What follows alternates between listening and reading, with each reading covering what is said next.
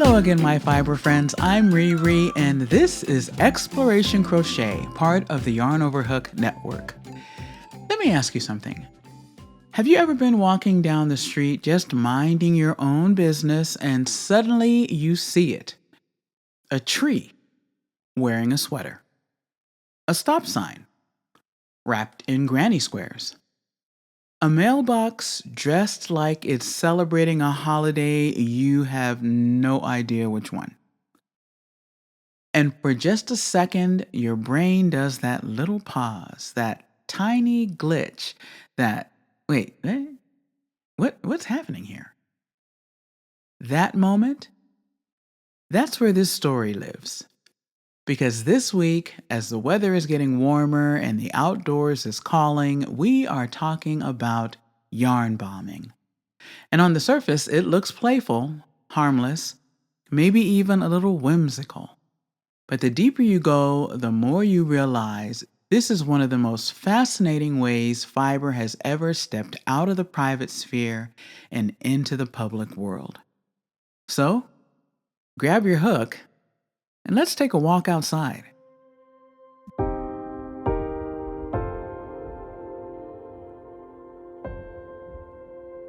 Now, most people will tell you that yarn bombing started in 2005. And they're not wrong, but they're not entirely right either.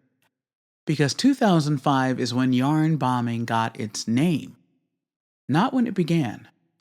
Because long before anyone said the words yarn bombing, fiber artists were already doing the thing. Wrapping objects, covering surfaces, building textile skins over the world. Back in the 1990s in Houston, there was an artist named Bill Davenport. He was creating crochet-covered sculptures and exhibiting them publicly. The Houston Press even called him the grand old man of Houston crocheted sculpture. Now, pause on that for a second. Because that's not graffiti. That's not tagging. That's fiber already pushing itself into space, into visibility, into conversation. And then in 2002, artist Shannon Sholian was knitting coverings for tree stumps in Oregon.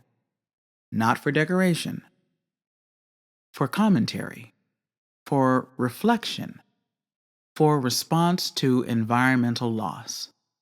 So by the time we get to 2005, the act already exists. It just doesn't have a viral name yet.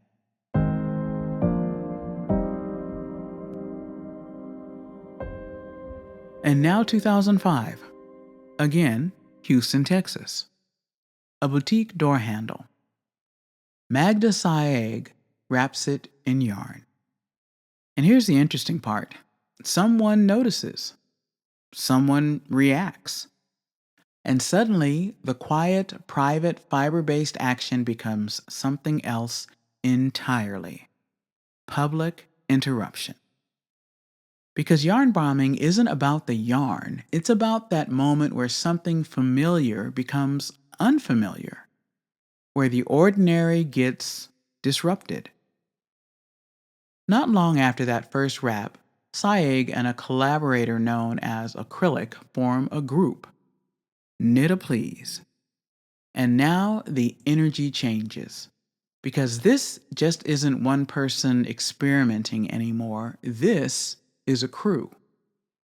They start tagging the city, but instead of spray paint, they use yarn on stop signs, poles, parking meters, trees, even car antennas. They give themselves names like Notorious NIT, Son of a Stitch, and suddenly knit and crochet are speaking the language of street art. And like any good tagging culture, it spreads. By the late 2000s, yarn bombing isn't just in Houston anymore.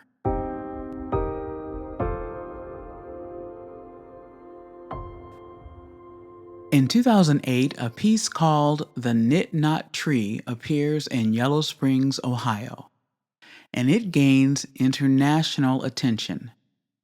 And that's one of those quiet turning points in history where something shifts from people doing a thing to the world recognizing a thing. And once that happens, there's no going back, because what started small does not stay small. Door handles become poles, poles become installations, installations become landmarks, and something heavier. In 2006, Danish artist Marian Jurgensen worked with a group of collaborators to cover a World War II tank in pink knitted and crocheted panels. A tank wrapped in yarn. And if you're picturing that right now, you already feel the shift, because a tank is designed to communicate power, force, control, and suddenly it's covered in softness, in something handmade, in something historically associated with care, with labor, with the domestic sphere. It doesn't erase what the tank is, but it interrupts it. It changes how you see it. And that's the moment yarn bombing steps into something deeper. Not just decoration, not just visibility, but meaning. Because now it's protest, it's commentary, it's fiber saying something without saying a word. And then in 2010, fiber artist Oleg wraps the Wall Street's charging bull in crocheted camouflage overnight.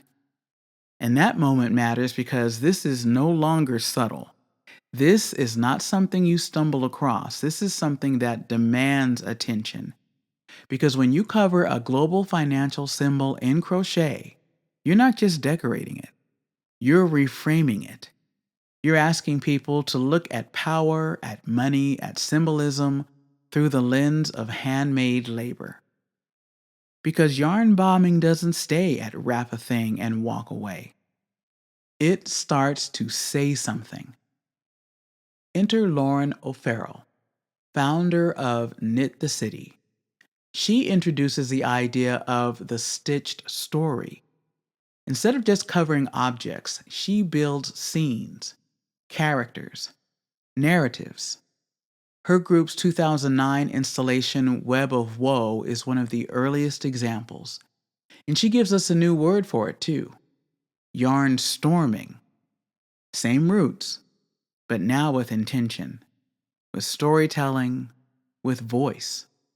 And by 2011, yarn bombing is so widespread that it gets its own day, International Yarn Bombing Day, founded by Joanne McVichuk.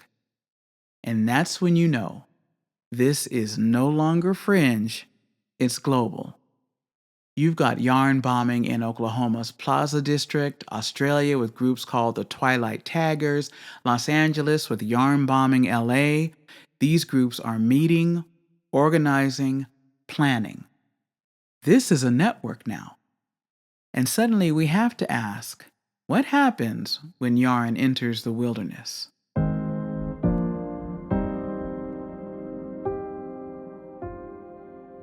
Anyone who has ever spent any time inside the wide world of crochet knows crochet never stays in one lane. So, yarn bombing leaves the urban environment. And in the early 2010s, we see a shift. Enter Stephen Duneier, American professional investment manager, strategy consultant, and Guinness World Record holder for the largest crochet square. Also known by his podcast title, Yarn Bomber. Now, Duneier didn't come into this as a lifelong fiber artist. He actually learned to knit in 2012 as part of a personal challenge to learn 12 new skills in a year. And then, like any reasonable person, he decided to wrap a 40-foot eucalyptus tree, 2.5 miles up a hiking trail, in the mountains above Santa Barbara. Because, of course he did. That first installation required about 450 square feet of knitted material, and it only stayed in place for 9 days. And that detail matters, because unlike a lot of urban yarn bombing, Duneier's work was permitted, temporary, and intentionally removed. Afterward, the materials were donated to Warm Up America. So right away, we're seeing a different model. Not guerrilla, not permanent, but still very much public fiber intervention. And then, why not? He keeps going. In 2013, he wraps a massive boulder high above Montecito. Then he creates a giant spider web inside a cave. Then a reflective yarn starfish suspended 40 feet in the air above a waterfall trail. Then, nearly 2,500 square feet of knitted and crocheted material laid out across a college lawn. And then things really scale up. He invites fiber artists from around the world to participate and receives contributions from 388 artists across 36 countries and all 50 U.S. states.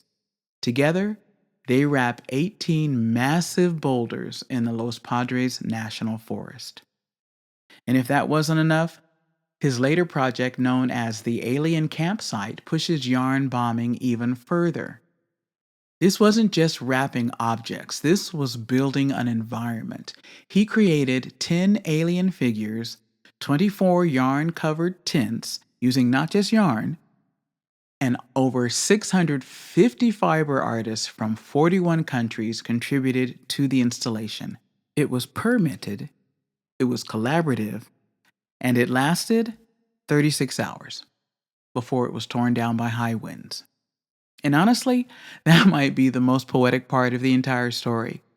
Because yarn bombing, especially in these environments, is not meant to last. It exists briefly. It interrupts a space. It changes how you see something. And then, poof, it disappears. And while Stephen was doing his thing, in 2014, the Craft Club Yarn Bombers created 13,000 crocheted pieces to decorate a children's hospice. And yes, that was a world record at the time. But more importantly, that's yarn bombing as care, as community, as collective making. And all over the United Kingdom, post boxes and street fixtures become seasonal installations, not random, not anonymous, but shared. Because this is not a finished story. In 2014, in Montrose, Texas, activists wrapped trees in yarns to protest their removal. And there it is again.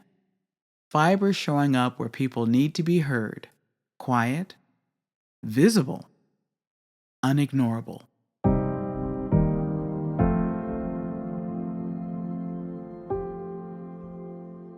So when we step back and look at all of this, what is yarn bombing?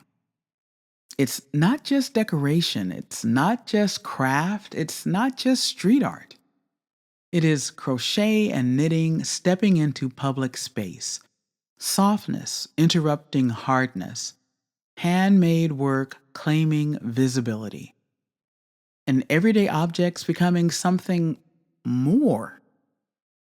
It is fiber saying, "You will see me." Yarn bombing started well before it had a name. It grew before anyone was watching. And then, once people did start watching, it wrapped itself around the world.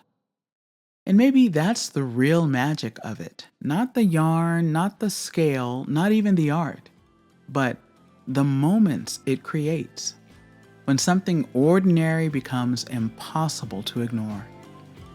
I strongly encourage you to take some time, maybe when you're caught in a doom scroll spiral, to stop and Google yarn bombing. There are some truly fascinating things out there to see. And until next time, thank you so very much for listening. And maybe consider leaving a little softness somewhere unexpected. This has been Exploration Crochet.